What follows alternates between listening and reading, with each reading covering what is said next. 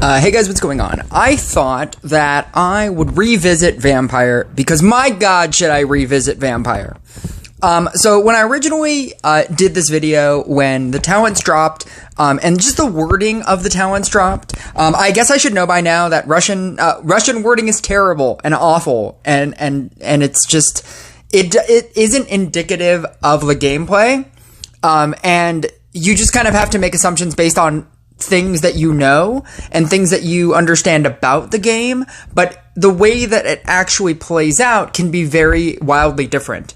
And whenever they show a developer build, whenever these content creators get developer builds like ahead of time, it can always change as well. And even then, even if it is exactly what it is, or it says what it says, sometimes in the gameplay it could be different. And my prime example for something that reads really well on paper, and I've always used this example, is Boreas. Boreas reads really well on paper. Boreas, like Wind Archer, they read the same. That every so often they go into a fast attack mode, and they get increased attack speed. And Boreas at base damage, and like a Wind Archer at base damage, look like they're the same exact unit. They're not the same exact unit. Even though they functionally do the exact same thing, and Boreas actually has a lower damage starting point, and they read on paper the same. They both say like, oh, it switches to a faster attack speed. Boreas is much better in the same way that Archer says high attack speed, but it is definitely not a Wind Archer who has high attack speed. And the difference between an Archer and a Wind Archer is much different. And the difference between a Wind Archer and a Boreas is much different. But even though on paper it would read the same.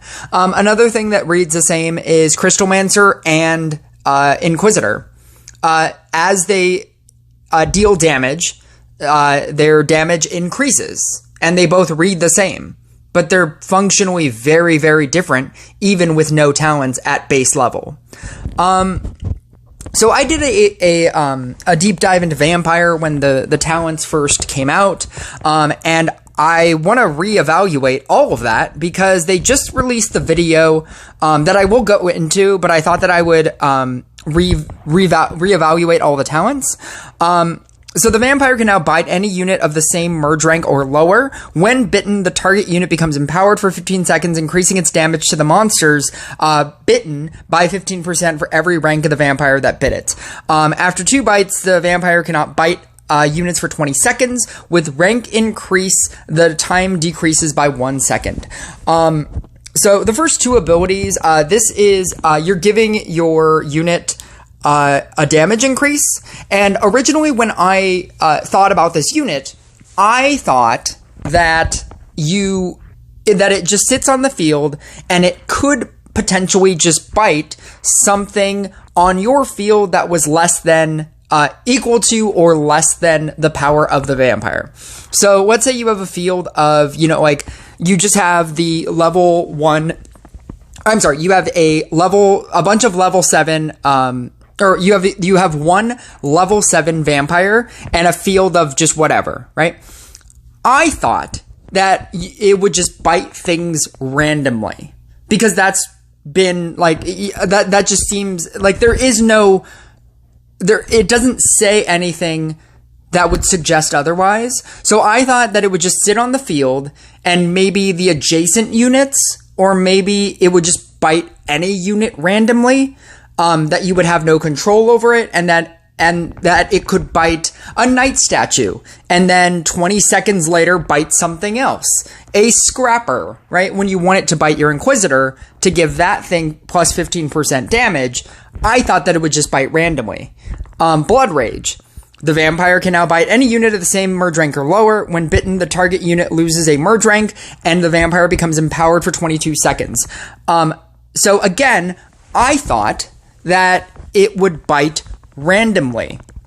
And I thought that in my original video, if it just sat on the field and bit things randomly, eventually all your units would die if every, amount of time if it just auto worked all the time, I thought that eventually your entire field would die unless it didn't bite other vampires, right? Because if it didn't bite other vampires, then all of your vampires could stay, and then you could just summon in and then bite a unit, and then summon in and bite a unit. And when it starts attacking the first target, the unit damage and attack speed increases by 300%. The unit has a 50% chance of dealing area damage. It sounded terrible on paper. Let me show you what it does in practice. I trust that you've already seen the video, but I'm going to show it to you anyway. This video came out, and I was like, holy crap. It doesn't bite randomly. You pick it up, and you tap units, and that's how you get the effect. This one's insane.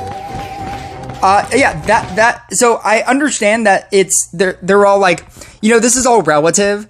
It is a vampire that's a level 4, and he's dealing with 1,000 level units, so keep that in mind. Crit percentage is a thing, but just keep something to keep in mind as it rips through all of these units. So not only is it getting attack speed, but it's also gaining, the area of effect damage as well. And if you'll see the level 2 Dryad turn into a level 1 because he bit that, and is using that side talent, so it becomes a -1, and then he is able to turn into the enraged vampire and just murder through everything. The fact that you can target a merged, you can target and pick up and have it choose anything, that's a game changer. I'm not saying that this is a great unit, because I don't have it yet, and I don't have it in practice, but I'm saying that changes everything for me. When I thought that all of the talents were random, like that it just sat on the field and then just every 20 seconds it bit something, and then, that thing became empowered, but that thing could also be a Knight statue, or that thing could be a scrapper when you want to hit your Inquisitor, and it couldn't just, target an Inquisitor and then target an Inquisitor again because it's a 4 and your Inquisitors are 3s. When I didn't realize that, it sounded okay. Like if you just, if you broke down a field and you just got, the 4 Inquisitors and the vampire, it sounds okay, but it doesn't sound great, right? The fact that you can pick it up and then just tap a unit and then tap another unit in order to make it turn into a familiar, I guess would be the term, is insane. So now, with that in mind, if you look at the rest of the talents, all bitten monsters take poison damage increased by 15% because the vampire damage becomes poison damage. Blood Bond is incredibly amazing. The armor of bitten monsters decreased by 10% by another 10% for each empowered unit, but cannot be decreased by more than 50%. Because you have the ability to just tap units, and make them become empowered, this becomes incredibly easy to always keep everything at 50% or 50% decreased armor. 50% decreased armor isn't like the best thing. I think that like a max chemist will do 100%. Like 2 trappers would do like close to 100%, or 2 trapper traps would do like about 100%. But the fact that you can just tap onto like 5 different units just whenever, and then give everything 50% reduction, that seems relatively easy. I think that's like 3 vampires in 5 units. Does that work? Like 3 vampires and 5? Yeah, like something like 3 vampires and 5 units. Hungry Swarm. When biting a unit, the vampire has a 40% chance of releasing a flock of bats that fly over all monsters, dealing 100% of the vampire's damage and draining 10% of mana from the cost of the bitten monsters. I don't think this is great, specifically because it feels like if you're losing, that's when this would come into play. You'll see it right here. He has an entire like half field of monsters. He bites, Or no, not that one. It's the next one. Right here, he has like a half field of monsters, and then he uses the bats to fly over the half field. If you have a half field of monsters on the field, it means you're losing. If you're not auto-killing everything that comes out of the gate, that means you've gotten to a point in the game where the +1 mana from every single unit is probably not going to help you. You're probably dying, and you should probably be doing other things. At which point, let's look at the other one. That would be Unbearable Thirst. It has a 50% chance of sending a bat to an opponent's unit, infecting it with vampirism for 15 seconds. That player dealing the effect steals 30% mana from each monster killed by an infected unit. When the effect expires, there's a 20% chance of transmitting the effect to a random unit. I think this is far better, especially because Mana Robes is becoming like more and more played. Being able to steal mana from your opponent with this, and perhaps with Trickster as well, I think that could become really good if you were trying to run a deck that just deprives your opponent of mana. The fact that you can just... I don't think either of them are good, but I do think that this one is better. You can just infect your... you can empower your field, send over a bat, so that their unit is now working for you. It's stealing that mana. With Mana Robes, you're reducing their mana to begin with, which is what you should be using. And then technically you could probably use Trickster with this as well. I could see a really quick Shaman deck really working out, like a low tier Toxic deck, maybe with like a robot or a Demon Hunter. I mean, like, I could see a lot of, like, just, like a singular damage unit. I could even see, like, a Dark Inquisitor. If you were running, like, a Dark Inquisitor, like, Trickster, Mana Robe, and you just, like, deprive them of mana, in the very early game, and then you shaman them down, I could see that totally working. I'm totally going to try it as soon as Vampire comes out. And then every so often you get the Summon a Ghoul. It works every 20 seconds. It works randomly. It just auto works.